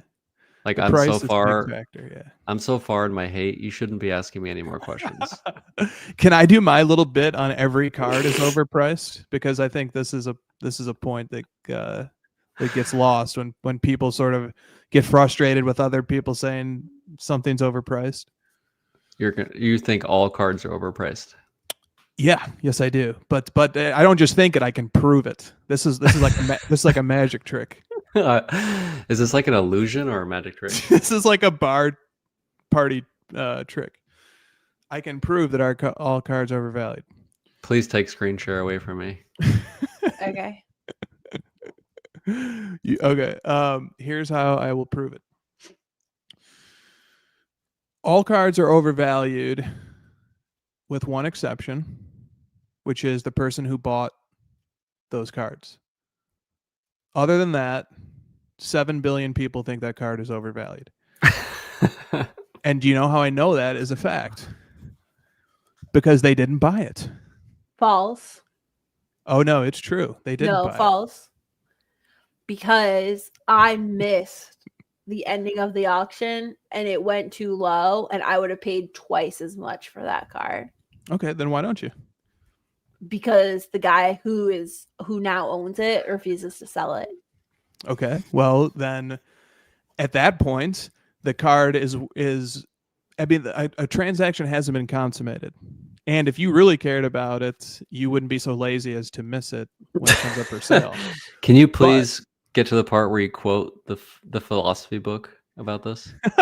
There is that. Well, yeah, there's a flaw. This is the theory of revealed preference from economics, which is this idea that we can ask people things in surveys, and we can, talk until we're blue in the face. But the thing that matters when we're actually evaluating how people truly feel, how their preferences truly rank, is when they actually act on it.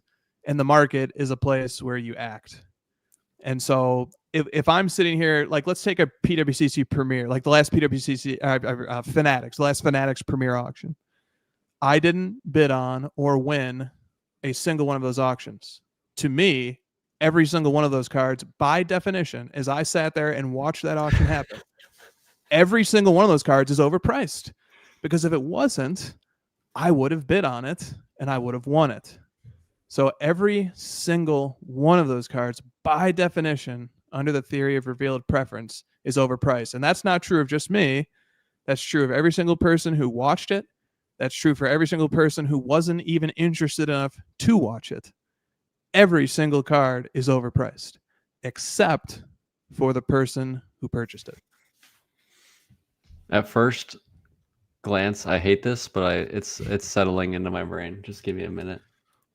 I need to, like, it's one of those things where, like, I need to start pushing back harder. Welcome to our household. Isn't this like the more sure he gets, the more I fight against it. You can't fight against it because I'm not actually debating preferences or opinions. I'm offering this is an argument from definition. Okay. This is like does this not work for gallons of milk and gas? Say more. Like how would you say like that? You're basically saying this theory applies to collectibles where each individual item is only being held and owned by one person, versus gas and milk, anyone can go purchase at a set price by the seller. Yeah, right. Well, I mean, that's how the price of gas is set, for example. Like if everybody felt, except for one person, felt that like gas was too high, then that price is going to start coming down until more people start buying it. But, and that's the corollary to this. The corollary to this is every card is also undervalued. He's so excited. Look at him. Stupid. Yeah. Welcome to my life. Every card is undervalued for this reason. At any moment in time, each of the cards in my collection has a market value. And at any moment in time, presumably, I could cash that in. I could send it to auction, or I could list it as a buy it now, or I could make it available to a group of friends or my network. I could sell it, but I don't. So because I don't sell it, my revealed preference there is that I value the card more than the market does. Therefore, it's undervalued. So every card that I own, every card that you own, every card that every person in this chat owns, every card that Christine owns, we all, through our actions, are revealing that we think they are all undervalued. Because if we didn't, we would sell them. So every card is also undervalued. Okay, it's been 96 minutes almost, and we've gotten to 2 topics. Okay, I'm stopping that's this a good point. philosophical like mind fuck that you like to play, where you put both like contrasting opinions up, and you're like, is it this or is it that? Well, I think the Moving on. big takeaway is that the markets are full of subjective preference. Each person has their own opinion, and sometimes we say it out loud, sometimes we reveal it through action, sometimes we reveal it through inaction, but we can't hide it. Even the exclusion of an action is still an action. And that our PER is plummeting and answering questions. Yeah. All right, let me move on. Questions per 48, 2. We have a question about efficiency here. Okay, so I'm just gonna all right, let me give this one a real quick. Enjoy Cards IG says, are there any 90s basketball inserts that currently are significantly more valuable than their more rare base counterparts? And if not, can you think of a time where that might have been true, basically? So like some of the examples that I thought of was Ultra Stars Gold, unstated print run, but I think that card is a bit more valuable card for card than the 97 Platinum Medallion. But I don't know if there's many other examples. Yeah, because Jambalaya comes from EX and the credentials are more valuable. Yep. Ultra Stars Gold, that's a good example. Yeah, that's the one that I came up with there. But dude, that's within the same product. This is like Kaboom Gold is better than all the parallels from every product, is the argument. Yeah, and it comes from an era where there were very few short printed inserts. And Ultra Stars Gold is a short printed insert. I think print run estimates are around 100 or 150 or something. I think there was like one per every Ultra Stars, and there was 1,000 of those. Yeah, so it's something like that. We're in an era now where, the most recent Donruss product has like 5 different insert sets that each has a 1 of 1. So it's there's the number of different inserts available that are rare, have rare parallels and 1 of 1 parallels. It's so much more. There's so many more options on the menu. All right. Let's get to this one. Big Blue Sports Card says, how concerned should collectors be with the flipper to collector ratio in the hobby currently? As someone who truly appreciates and loves cards, but also is interested in my cards holding their value long term, I personally worry when I go to a big show like Dallas and 90% of the room is only there for money and has little to no appreciation for the cards. I think a 90-10 ratio is actually being generous, and this is especially true of the younger population. If the hobby is breeding flippers and not collectors, where does it stand in 20 years? If all the flippers decided to leave tomorrow, where does that leave card prices? Are these prices sustainable without them? I think the obvious answer would be that the truly rare and scarce cards are still driven by collectors, but I'm not sure even if that is 100% true. Yeah, that's where I thought you were going with the every card is overvalued take, something like that. I mean, it doesn't really matter like who's winning it. If I'm not bidding, then I'm signaling that I think it's too much. Yeah. I just am talking about I like this question, the ratio. I think the ratio isn't that bad because the flippers are louder than the collectors. Mm-hmm. Not necessarily like they speak louder, but they're just more present and we see them more. What do you think about that? Yeah, I think that's true. And I think, look, like, so if you look at Card Ladder's industry tab right now, we just, for like the third time this year, set a new record high for monthly volume. Right. And the market's hot right now.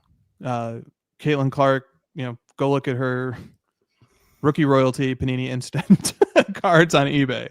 Those are going for incredible prices. Like, it's just one example of many. The market is really, really hot right now. And when that happens, it leads to a lot of different pressure points.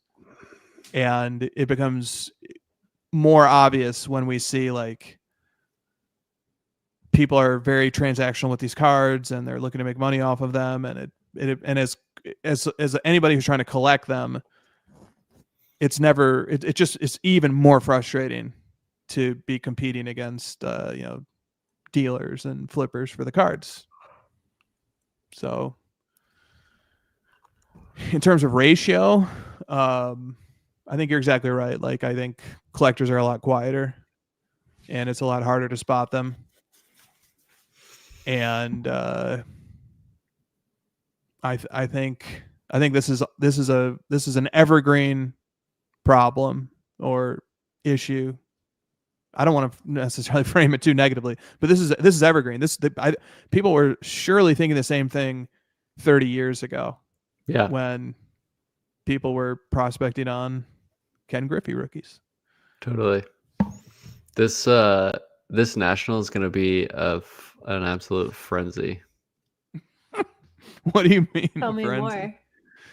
Like, just that the market's this hot. There's a lot of focus on the WNBA product, the football season coming up, the prospecting of basketball and baseball. Like, Pokemon is up 50% or whatever. There's just going to be like this massive frenzy at the national of jockeying for position.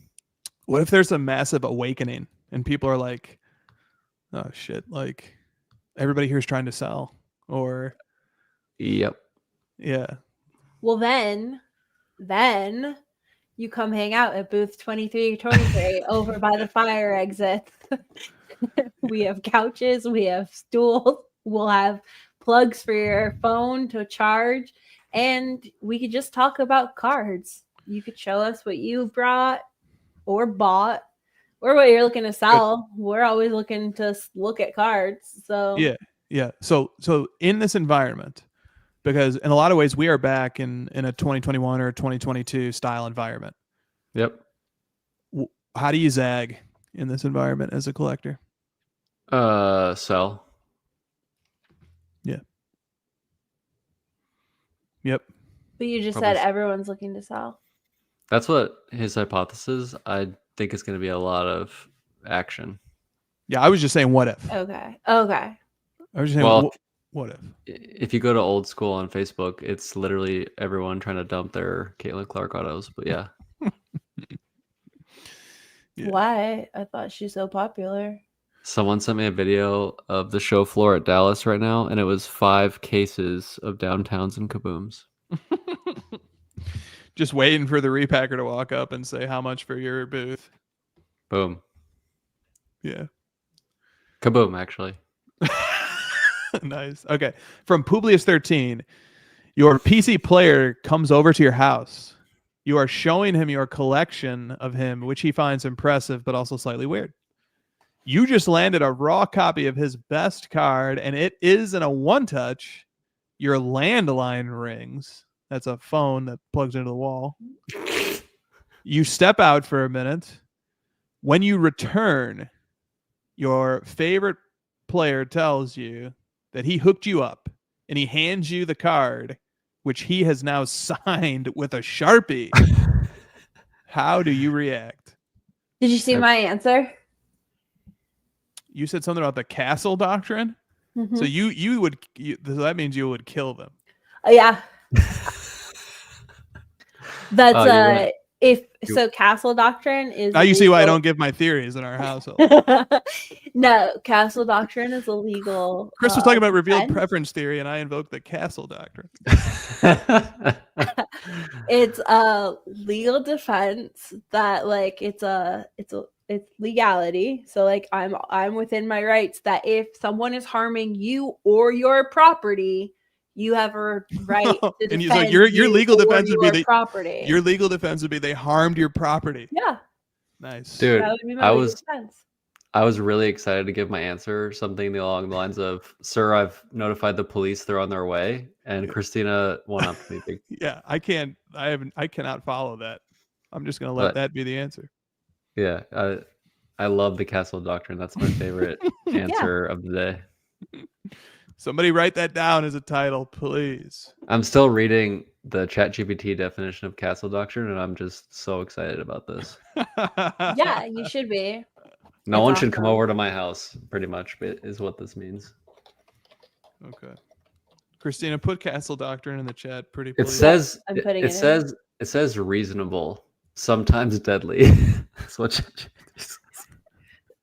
it depends where you live.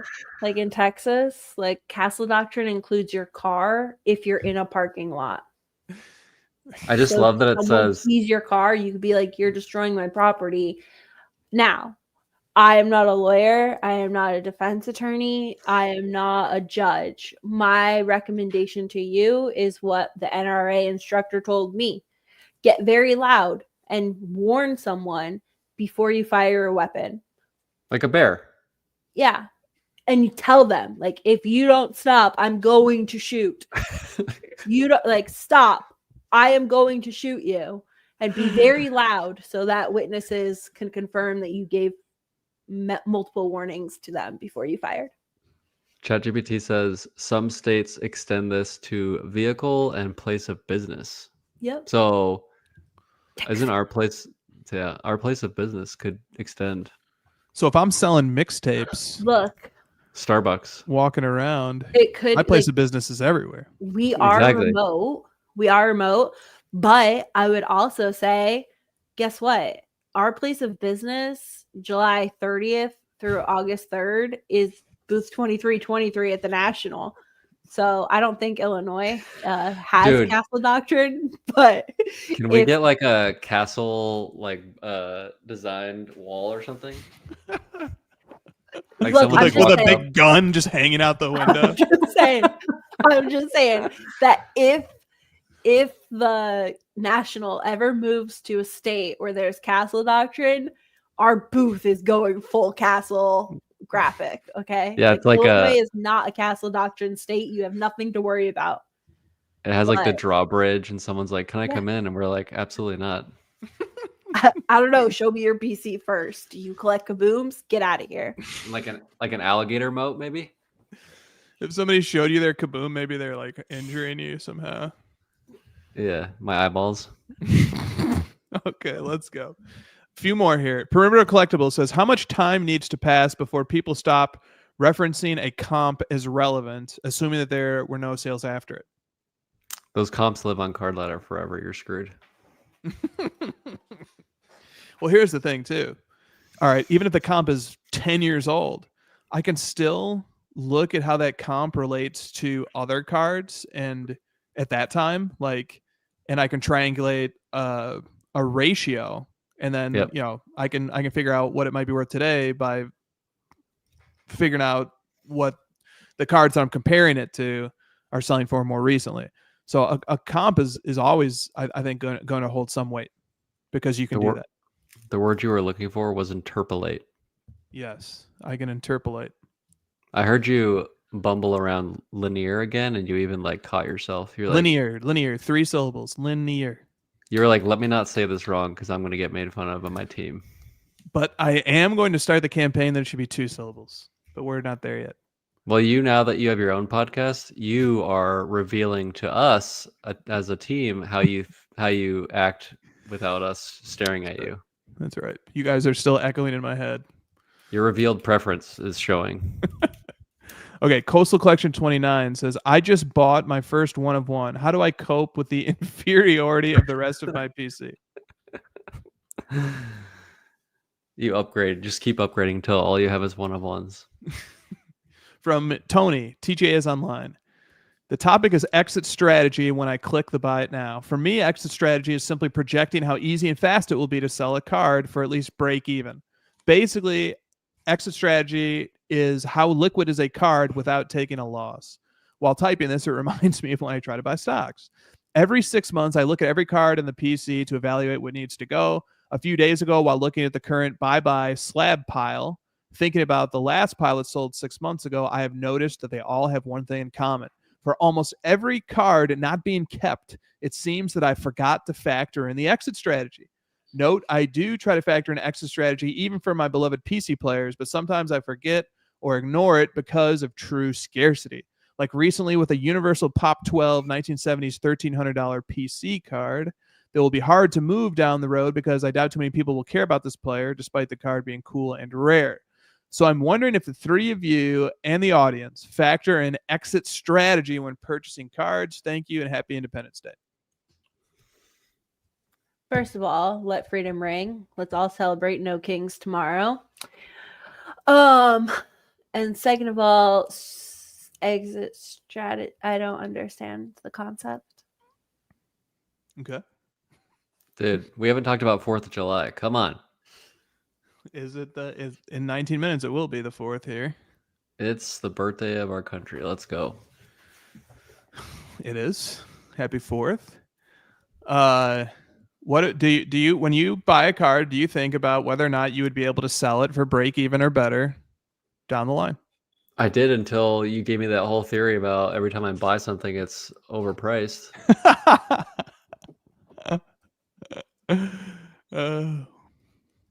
You know who Kind of. doesn't have castle doctrine, Josh? Arizona. England. Oh, I'm never going there. Yeah. We crushed them in that war, by the way. I saw a guy at the gym today. He had a shirt that said "Back-to-back World War champs." I thought that was funny. Should I buy one for you for national? It's not that funny. Okay. All right. Do you have an exit strategy, Christopher? Well, Jeremy Lee put a comment to this, which I like quite a bit, which is he was like, I don't know if I have an answer to this, but I like the way you phrased the question. It was a thoughtful set of sentences. Agreed. And sometimes that's all that's needed.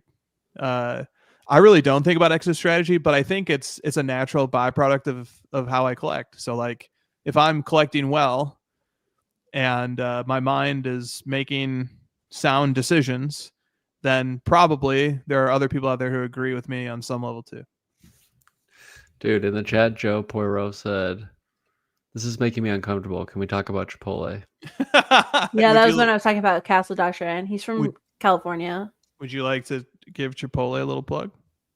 No, Joe loves to talk about food, so I wanted to give him a shout out for food, and I love Chipotle. Nice. Drake's PC says, I've noticed several folks who are buying rare cards only to immediately relist them for 2 to 3 times what they paid. We know Drake. As a collector, I feel a responsibility to keep these cards out of their hands.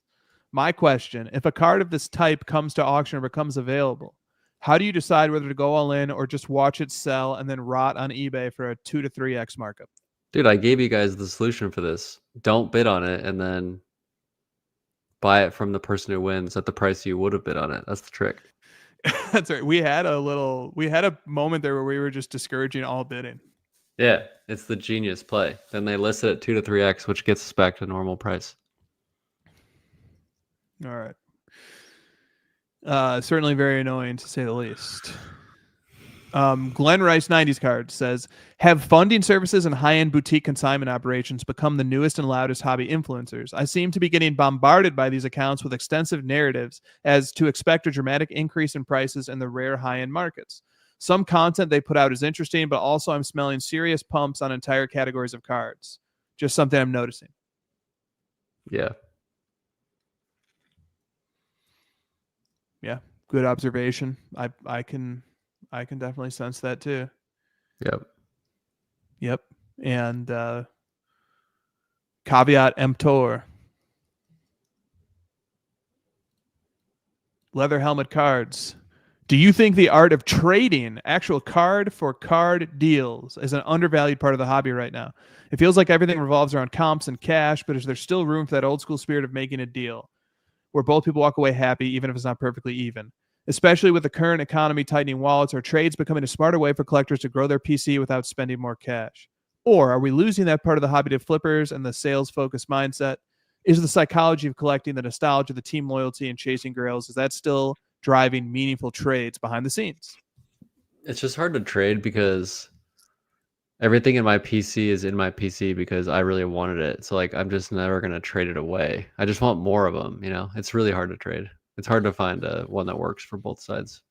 Yep. Agreed. Trading is I'm really, in really the I'm in the midst of trying to negotiate for a card that I want for my PC, and the person also collects my PC player, and he keeps trying to like get cards out of me, and I'm like, that no, like stop it. Let me just give you money. Please stop it. Like I don't want, like, this is my maxi PC literally right here. Like I'm not trying to lose any cards from this case. I'm trying to add in. Like if I have a duplicate, you could totally just have that, but like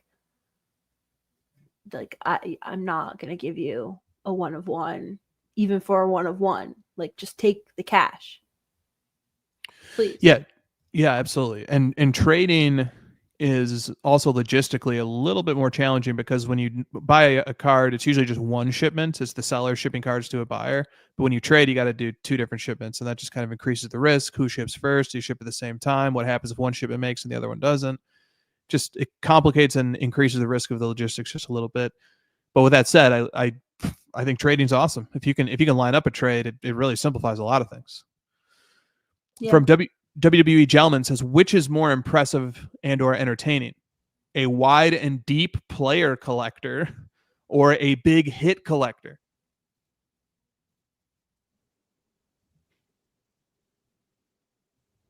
I'm gonna say a player collector.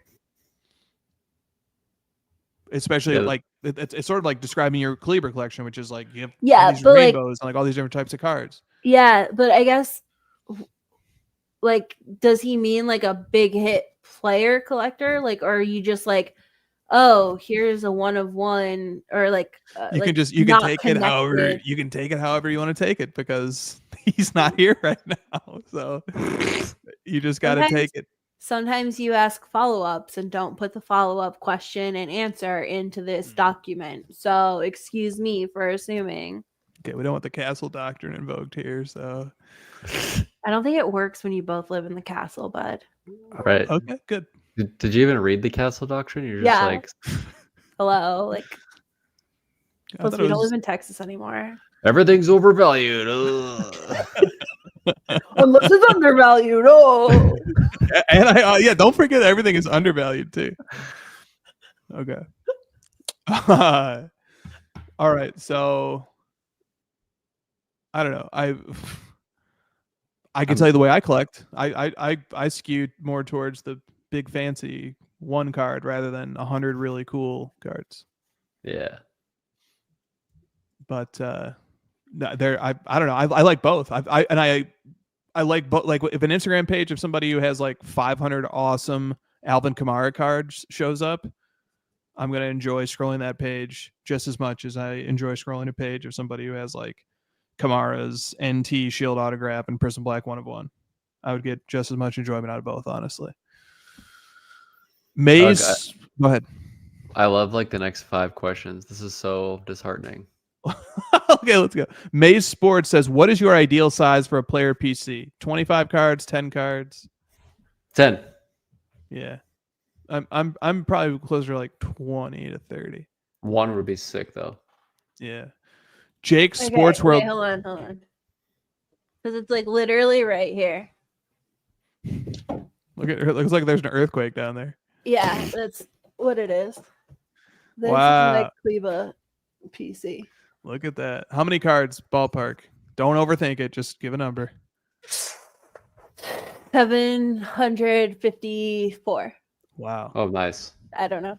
Yeah. that's cool. Yeah, see, I have PCs with 200, 300, 400, and then I have many player PCs with 1, so I go both ways. Nice. Can we make that a Josh quote for the You I go can. channel? both ways. I go both ways. I'd rather not. Okay. I understand. Jake's Sports World. After Roth Cards had his huge sale at Fanatics Fest for the Jaden Daniels, and I recently got some submissions back from PSA, it got me thinking about trying to figure out the best way to comp and find true value of one of ones. Can each of you explain your evaluation process? Appreciate you guys. Have a great 4th.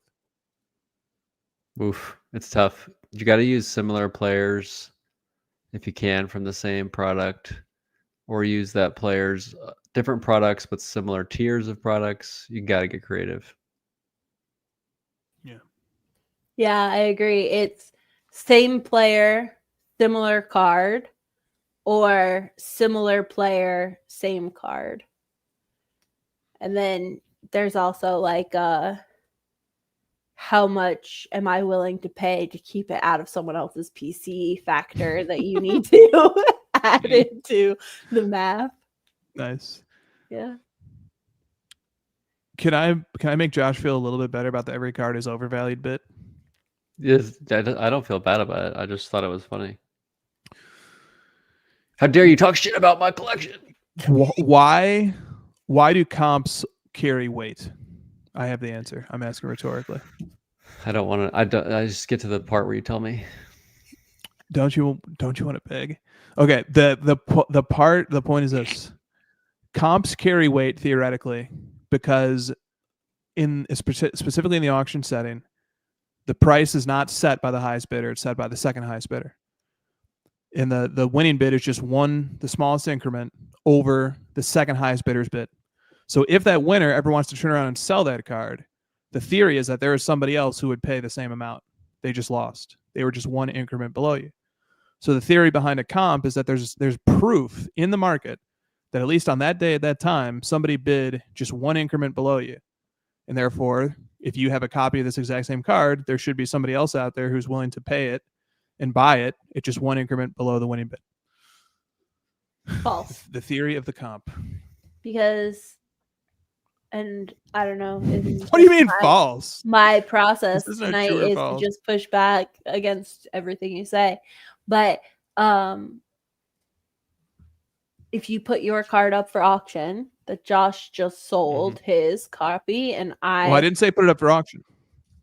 I said offer it to if you offer to the second highest bidder, there should be somebody who has already demonstrated at least once in history that they're willing to pay just under what the winning bid was.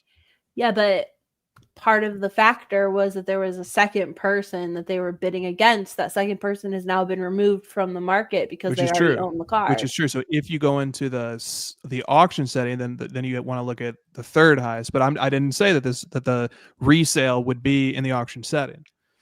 What I'm saying is that there is proof that somebody bid just under what the winning bid was, and theoretically you could offer this card to them at just under the winning bid or just under the comp, and they would pay it.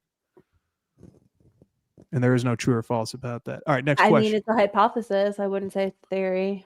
Do the next two and then cut it?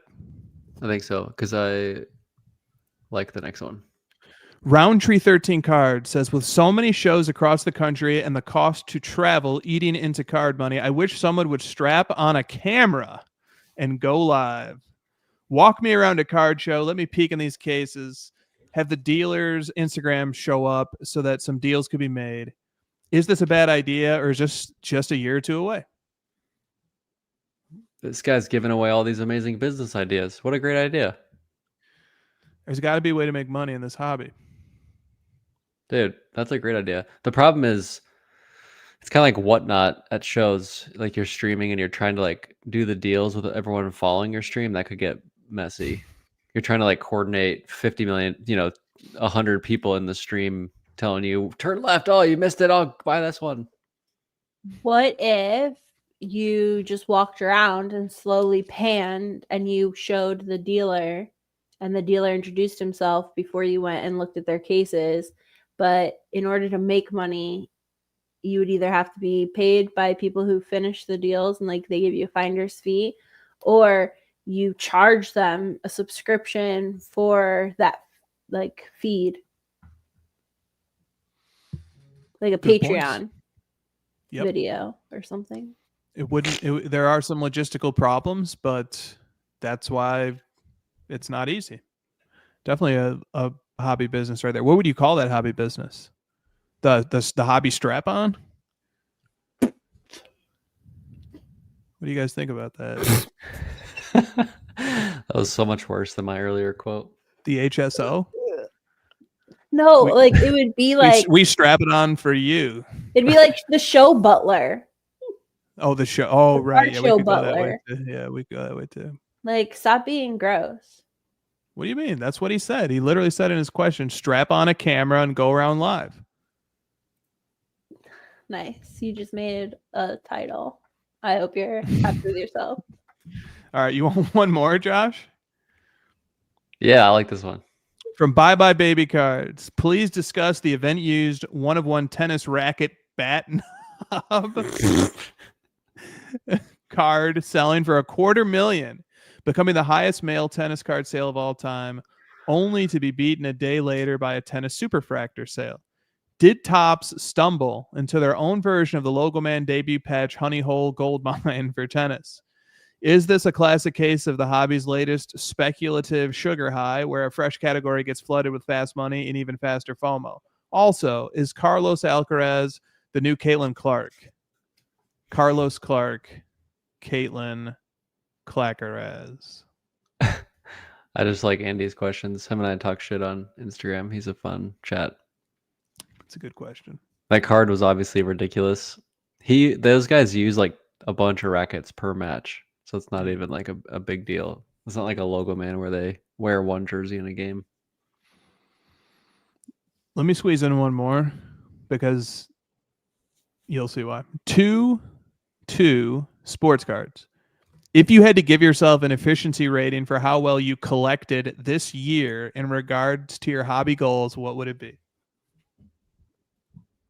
What's the scale here? I don't know. Well, how efficiently have you collected according to your goals? Let's comp it to a player in the efficiency PER rankings this year for the NBA. All right, Jokic is number one. If you're gonna say that, you better bring it. No, I can't say that because I've had a great we're in the second quarter right now. Basically, I had a nice second quarter and a terrible first quarter. So I'm like, my PR would average out. Yeah, you're like, well, LeBron finished sixth. I don't think I can go that high as much as I would love to pin myself to that. Yeah. So if I'm in the middle of the pack, I'm probably Anthony Edwards. Or maybe Jason Tatum. No, sorry. You wish you could be Karl Anthony Towns. He's fourth last year, according to this. Yeah. Maybe I'm Caitlin Clark. Oof, you're off to a rough start. You're not even playing. Yeah, I was out. I was out of the game for a while. I'll say Franz Wagner. He had that oblique injury. He's had some downtime. Not really sure. He's all right. All right. Let's pick a title. Why did we do that? You said you had a reason for that question. I just like that somebody brought in an advanced metric. That's all. We have so many titles. Christina's ready. She's ready later. Let's go. The question vortex. What is the base set? Okay. We let Deca happen. What is the base set? I came out twice at different times. $10 in auto. The in the dollar box at the singles club. Kaboom hate train. Every single card is overpriced. Every card is overpriced, parentheses, and undervalued. Fact. The Castle Doctrine. Yeah. These comps live forever on card ladder. You're screwed. A thoughtful set of sentences. And That Go one. ahead. The hobby strap-on parentheses camera. Look Well, I at thought we my. all understood that was a reference to the camera from the question. Can you show my Castle Doctrine ChatGPT generated image? Dude, I saw this come up here. I don't know why the text got cut off, but I said, show me an image depiction of this and use a castle in the image. And it's like a guy inside of a castle. That was like a guy coming into his house with a knife. He's just like calmly pointing a gun at him. Well, so you've proven that the Castle Doctrine lends that as a title that lends itself to You could put good the castle... image generation. Oh, sorry, was somebody talking? No. That lends itself to good image generation. I think possibilities. there's two possible choices this week, and there's no other choice. Oh, go ahead, What is Christina. What it? were you gonna say? I was just gonna say you could use the castle emoji. Yeah, that would be nice. That'd be What real was nice. it, Josh? What did If you? it's the Castle Doctrine or it's the Kaboom hate train. Yeah. And then you could put a little. You could put the blow up, like fire, and then a little train. They're both great. I'm worried slightly that the Castle Doctrine might get. Yeah. YouTube's is like, it- we know what that means. Yeah. might get us into some weird algorithms. I don't know. You sure you don't want to use the hobby strap-on? Camera. I thought we all knew that meant camera. Well, he's got the emoji that says otherwise. The hobby GoPro. How about that? I think that's an eggplant. That softens it. It softens it. Just the Kaboom hate train is thematically accurate. And then with the train, that's nice. The train emoji is real nice. I also don't hate we let Deca happen. yeah. It's good. What is the base set's pretty funny too. That is true. Yeah. Sitting in a dollar box at Singles Club. When did you say that? Oh, you thought the downtowns looked like they just sit in dollar boxes. The dual player ones Dual that player. look like GPT designed it. Yeah. Yeah. Didn't we have on this show we generated an optic downtown Yeah. design and it like looked pretty good. Yep. We had a nice little bit about that. Yeah, I don't know. I like a lot of these titles. Christina, you pick. But if I don't like your pick, I'm vetoing it. Okay. So me and Christina are Congress. Yeah. You guys keep revising, and then I'll decide if this bill passes. Or is he the court where he could just like make unilateral decisions that no one voted for him? I'm actually every branch. Zing.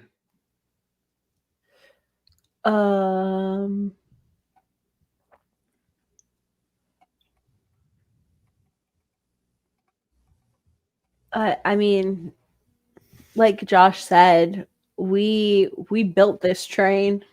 Yeah, We've laid these tracks, and we're still choo-chooing along. That's the It's one just I would have another- picked as well. This week is just another stop. We're just Yep. picking up more. We're picking up more people. This train's just getting started. I remember someone came up to the three of us when we were eating food at a card show, watching the NBA playoffs. And like it was obvious we were all facing the TV. So it was obvious like we were all not talking and doing something, focused on something. And they like came up to show us a Kaboom card that they just overpaid for. And I was just like, can you not like just I'm eating. Yeah, like can you not just like be like I have a literally Chipotle 3 seats. burrito here. There are 3 seats at this table. All 3 seats are filled. All 3 are pointed at this giant TV. None of us are talking to each other. What makes you think we want to talk to you? I remember that. Yeah. Chris, someone in the chat said, "Can you even dribble the basketball, Josh? Can you just tell this guy?"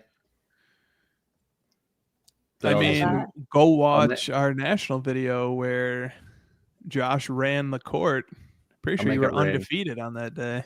we'll make it rain. Yeah. Who? Let's see. We Tony. won that. That game was 11-0. Tony. Tony, you can get any partner you want, and we'll play you 1-on-1 at the or 2-on-2 at the Chicago National. Let's Get any partner you want. He shows up with Justin 610 sports cards, and he's like, "Let's go." I watched Josh beat Adam Morrison at Papa Shot.